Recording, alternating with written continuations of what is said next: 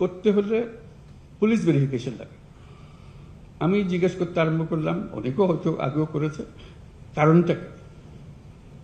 Passport তো আমার নাগরিক অধিকারের একটা অধিকার। আমি চোর না ডাকাত না কি সেটা ভিন্নভাবে পুলিশ আমার বিচার করবে, কিন্তু আমাকে যে জন্ম সনদ দিয়েছেন সেটাও কোনো পুলিশ ভেরিফিকেশন দিয়ে করেননি।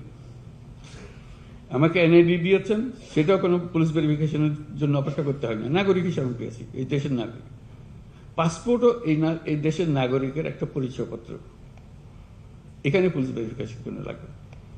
আমরা আইন করে দিয়েছি এখন থেকে পুলিশ ভেরিফিকেশন লাগবে না।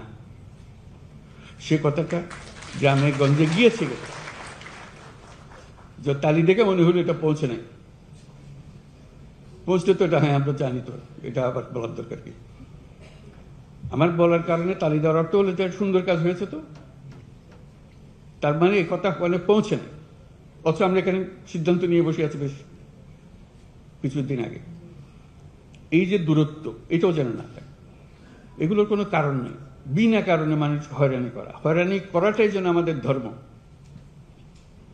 সরকার মানে মানুষকে হয়রানি করা, এটার থেকে উল্টে দেওয়া। সরকার ভিন্ন জিনিস, আপনার অধিকারগুলো আপনার দরজায় পৌঁছিয়ে দেওয়া আমাদের কাজ। এটাই যেন আমরা স্মরণ রাখি।